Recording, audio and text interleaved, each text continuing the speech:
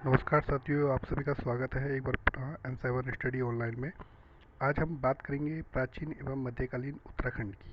तो बहुत ही important video है उत्तराखंड हिस्ट्री की। तो आप लोग ज़रूर देखिए और कहना चाहूँगा कि साथ में चैनल ज़रूर सब्सक्राइब करें, हमारा चैनल N7 स्टडी ऑनलाइन। चलिए पहले आते हैं पहले प्रश्न की ओर। प्रसिद्ध गुफा शैलचित्र स्थल लाखू उड़ियार स्थित है। ये पीसीएस प्री 2010 और 5 का क्वेश्चन है। तो ये जो है इसका आंसर है अल्मोड़ा। ठीक है, अल्मोड़ा इसका राइट आंसर है। सेकंड क्वेश्चन, लोथाप से प्राप्त गुफा शैल चित्र वर्तमान में उत्तराखंड के किस जिले में स्थित है? तो इसका आंसर भी अल्मोड़ा है। ठीक है, इसका आंसर अल्मोड़ा है, कंफ्यूज नहीं होना है। उत्तराखंड थर्ड क्वेश्चन में आता है, उत्तराखंड में योग एवं नृत्य करती हुई मानव आकृतियाँ कहाँ से प्राप्त हुई है? तो ये जो है फल सीमा से प्राप्त हुई है। इसका राइट आंसर फल सीमा है। ठीक है, ध्यान रखिएगा। आते हैं नेक्स्ट क्वेश्चन की ओर। आठ मानव आकृतियाँ प्रदेश के किस स्थान से प्राप्त हुई है? तो इसका आंसर है सी, बनकोट। बनकोट जो है आपका पिथौरागढ़ में है, तो कंफ्यूज नहीं होना है। ठीक है, आते हैं पांचवें क्वेश्चन पे। उत्तरकाशी का पौराणिक नाम क्या है? तो ये सहायक सामाजिक कल्याण अधिकारी 2017 में भी इसका क्वेश्चन आया है। तो इसका जो राइट आंसर है वो है बी, सौम्यकाशी। ठीक है, कंफ्यूज नहीं होना है। कभी कोई बड़ा हार्ट आता है वो ऐतिहासिक नाम है, ना कि पौराणिक। ठीक है, तो पौराणिक नाम उत्तरकाशी का सौम्यकाशी है, ध्यान देने वाली बात है। आते हैं छठे क्वेश्चन पे। उत्तराखंड के किस क्षेत्र से चित्रित दसुर मृदबंड के साक्ष्य प्राप्त हुए हैं? तो इसका आंसर है गढ़वाली क्षेत्र। ठीक है, कंफ्यूज नहीं होना है। यूनिक क्वेश्चन है, जरूर क्वेश्चन में पेपर में आएगा, तो ध्यान से इसे राइट करना है, गढ़वाली क्षेत्र। ओके, आते हैं सातवें क्वेश्चन पे। आद्य ऐतिहासिक काल के संदर्भ में निम्न में से कौन सा कथन सत्य है? तो इसका जो आंसर है वो आगे है, लेकिन मैं आपको यहीं से बता देता हूँ। फर्स्ट स्टार्ट करते हैं। इस काल में लेखन कला के प्रचलन के पश्चात भी इसके लेख पढ़े नहीं जा सके हैं। तो ये बिल्कुल सही है।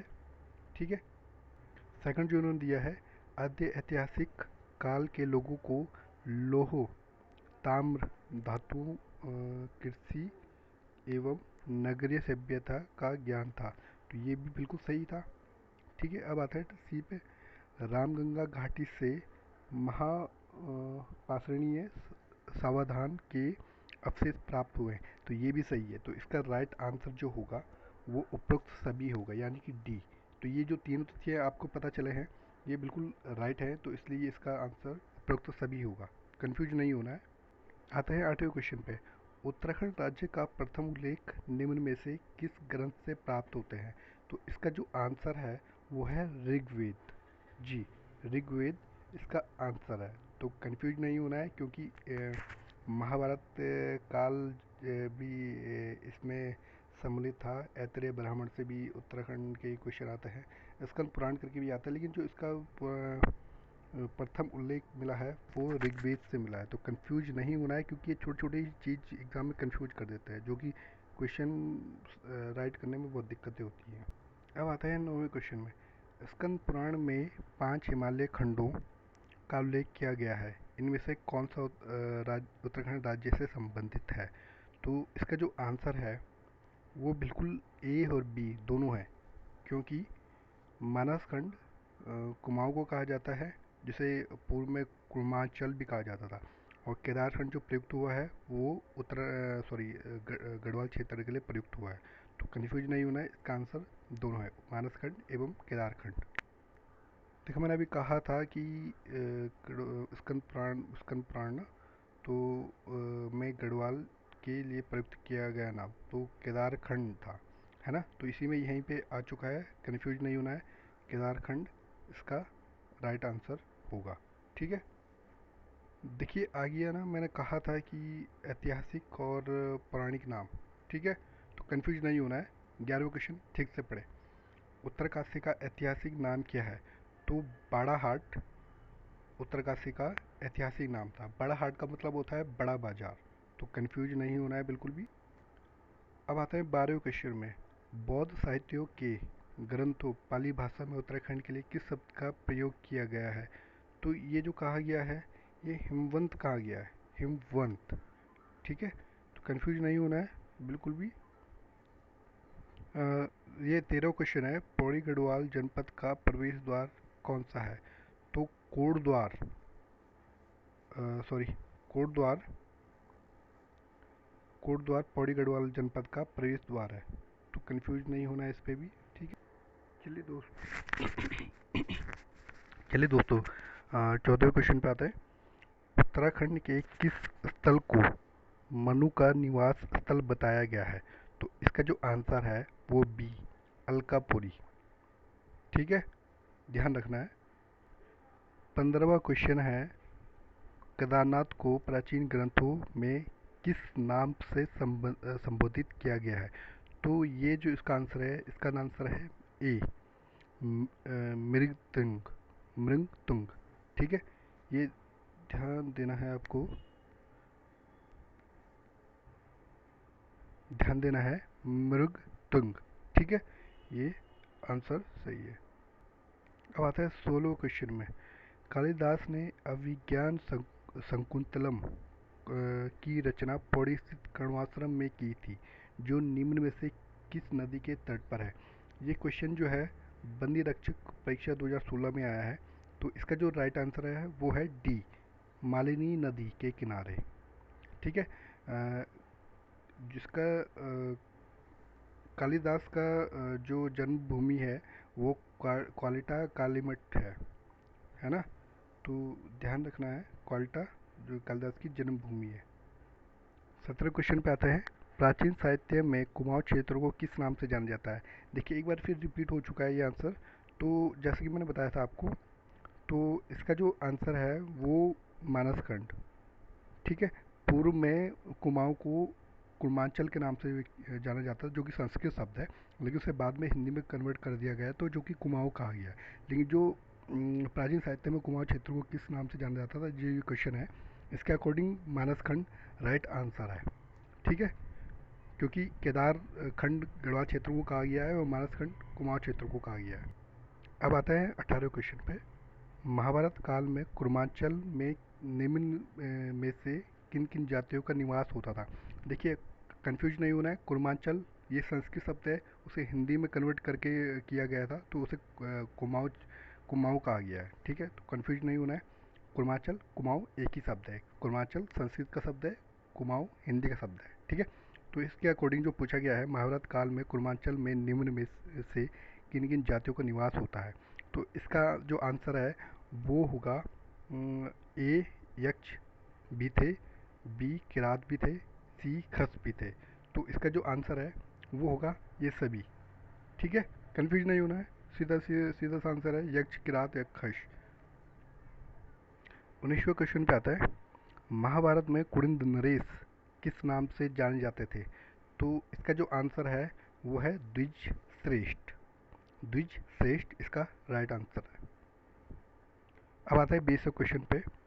उत्तराखंड के प्रसिद्ध ऐतिहासिक स्थल गोपविसाण की पहचान की गई है, तो इसका जो राइट आंसर है वो है काशीपुर।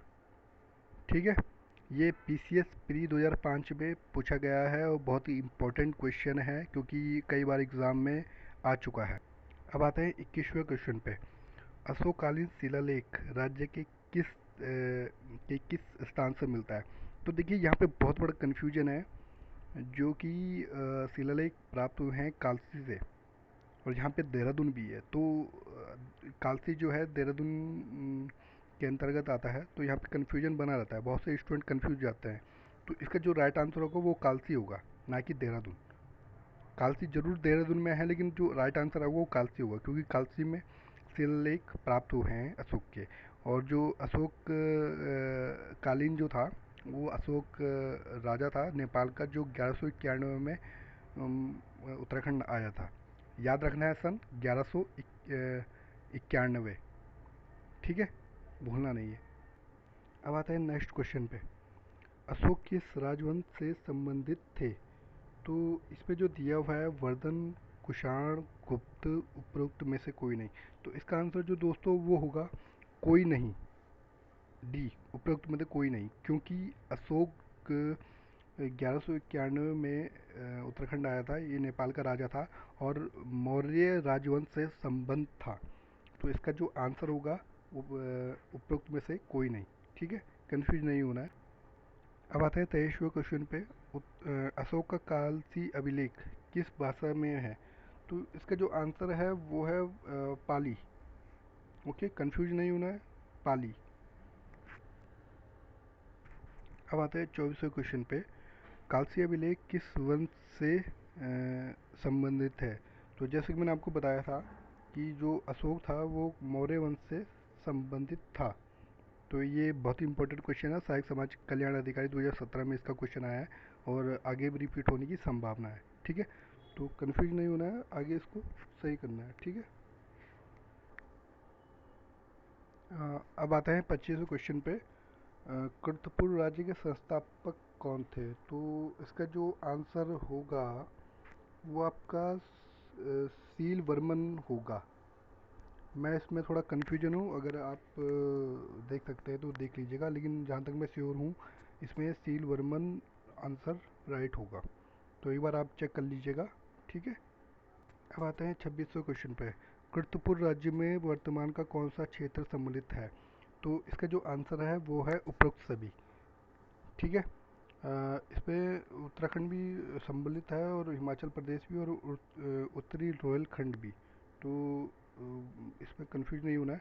और एक चीज़ बता दूँ, ये जो कुर्तपुर वंश था इसका राज्य जो था ये लगभग लगभग 780 और 800 ईस्वी के बीच रहा होगा, क्योंकि 820 में शंकराचार्य की समाधि बनाई गई थी।